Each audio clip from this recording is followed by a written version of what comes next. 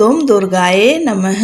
जय माता दी दोस्तों, आप सभी का दिन शुभ और मंगलमय हो। आषाढ़ गुप्त नवरात्रि का आज आखिरी दिन है। आज आखिरी दिन माँ कमला देवी की पूजा होती है और इनकी कथा का श्रवण किया जाता है। माँ कमला देवी का ध्यान करते हुए आप सब माँ कमला की कथा का श्रवण करें। माँ कमला 10 महाविद्याओं में सबसे महत्वपूर्ण मानी जाती हैं। 10 महाविद्याओं में से 10वीं महाविद्या है।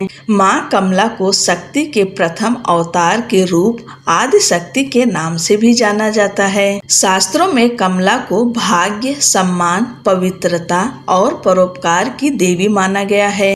देवी कमला सभी दिव्य गतिविधियों में ऊर्जा के रूप में मौजूद रहती हैं। माँ कमला भगवान विष्णु की दिव्य शक्ति हैं। गुप्त नवरात्रि में माँ कमला की पूजा करने से कौशल विकास एवं गुणवत्ता में बढ़ोतरी होती है। इनकी पूजा से माँ लक्ष्मी की पूजा के समान पुण्य प्राप्त होता है। माँ कमला अपने भक्तों को धन और ऐश्वर्य का वरदान देती हैं। खासकर गर्भवती महिलाओं के लिए माँ कमला की पूजा बहुत महत्वपूर्ण होती है। माँ कमला गर्भवती स्त्री के गर्भ की रक्षा करती हैं, उनका पोषण करती हैं। माँ कमला प्रसिद्धि, भाग्य, धन की देवी हैं। अगर कोई व्यक्ति गुप्त नवरात्रि में सच्चे मन से माँ कमला की पूजा करता है, उसे धन समृद्धि की प्राप्ति होती है। माँ कमला की पूजा करने के पश्चात कन्या भोज कराया जाता है, जिसमें 9 वर्ष से कम आयु की कन्याओं को भोजन करवाने के बाद दान दिया जाता है, लेकिन इसे गुप्त रूप से करना चाहिए। आप मंदिर में जाकर वहां कन्याओं का पूजन कर सकते हैं, घर बुलाकर नहीं, क्योंकि गुप्त नवरात्रि में गुप्त रूप से पूजा, साधना, कन्या भोज हर चीज गुप्त तरीके से किया जाता है। पौराणिक कथाओं के अनुसार देवताओं एवं असुरों के द्वारा अमृत प्राप्ति के उद्देश्य से किए गए समुद्र मंथन के फल स्वरूप इनका प्रादुर्भाव हुआ था। इन्होंने भगवान विष्णु को पति रूप में वर्ण किया था। महाविद्याओं में ये 10वें स्थान पर परिगणित हैं। भगवती कमला वैष्णवी शक्ति हैं तथा भगवान विष्णु की लीला सहचरी हैं। अतः इनकी उपासना जगधार शक्ति की उपासना है। ये एक रूप में समस्त भौतिक या प्राकृतिक संपत्ति की अधिष्ठात्री देवी हैं और दूसरे रूप में सच्चिदानमयी लक्ष्मी हैं, जो भगवान विष्णु से अभिन्न हैं। देवता, मानव एवं दानव सभी इनकी कृपा के बिना पंगु हैं। इसलिए आगम और निगम दोनों में इनकी उपासना समान रूप से वर्णित है। सभी देवता, राक्षस, मनुष्य, सिद्ध और गंधर्व इनकी कृपा प्रसाद के लिए ललायित रहते हैं। महाविद्या कमला के ध्यान में बताया गया है कि इनकी कांति स्वर्ण के समान है। हिमालय के सदृश श्वेत वर्ण के 4 हाथी अपनी सूंड में 4 स्वर्ण कलश लेकर इन्हें स्नान करा रहे हैं। ये अपनी 2 भुजाओं में 2 कमल पुष्प धारण की हैं। इनके सिर पर सुंदर किरीट तथा तन पर रेशमी परिधान सुशोभित है। ये कमल के आसन सुंदर पर आसीन हैं। समृद्धि की प्रतीक महाविद्या कमला की उपासना स्थिर लक्ष्मी की प्राप्ति तथा नारी पुत्रादि के सौख्य के लिए की जाती है।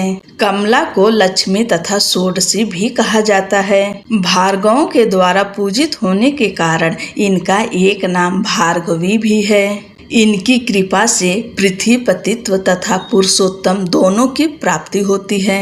भगवान आदि शंकराचार्य द्वारा रचित कनकधारा स्तोत्र और श्री सूक्त का पाठ, कमल गट्टों की माला पर श्री मंत्र का जप, बिल्व पत्र तथा बिल्व फल के हवन से कमला की विशेष कृपा प्राप्त होती है। स्वतंत्र में कोलासुर के वध के लिए इनका प्रादुर्भाव होना बताया गया है। वाराही तंत्र के अनुसार प्राचीन काल में ब्रह्मा, विष्णु तथा शिव द्वारा पूजित होने के कारण कमला का एक नाम त्रिपुरा प्रसिद्ध हुआ।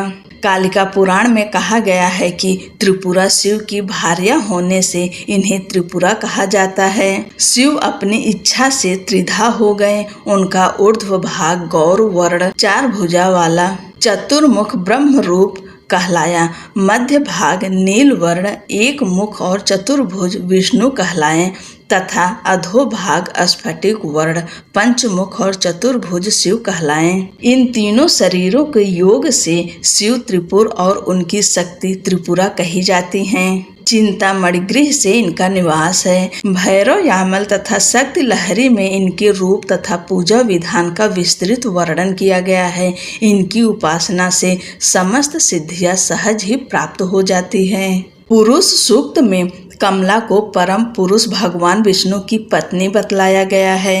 अश्व रथ हस्त के साथ उनका संबंध राज्य वैभव का सूचक है। पद स्थित होने तथा पद वर्णा होने का भी संकेत श्रुति में है। कमला के 5 कार्य हैं: तिरोभाव, सृष्टि, स्थिति, संहार और अनुग्रह। भगवती कमला स्वयं कहती हैं कि नित्य निर्दोष परमात्मा नारायण के सब कार्य मैं स्वयं करती हूँ। इस प्रकार काली से लेकर कमला तक 10 महाविद्याएं सृष्टि, व्यष्टि, गति, स्थिति, विस्तार, भरण पोषण, नियंत्रण, जन्म मरण, उन्नति अवनति, बंधन तथा मोक्ष की अवस्थाओं की प्रतीक हैं। ये अनेक होते हुए भी वस्तुतः परमात्मा की एक ही शक्ति हैं। बोलो अम्बे मात की जय। दोस्तों, 10 महाविद्याओं की कथा सुनने के लिए आप सबका बहुत बहुत धन्यवाद। माँ भगवती की कृपा से ही आप सब इनकी कथाओं का श्रवण किए हैं। माता रानी से प्रार्थना करते हैं कि माँ अपनी कृपा और अपना आशीर्वाद आप पर और आपके पूरे परिवार पर सदैव बनाए रखें। जय माता दी।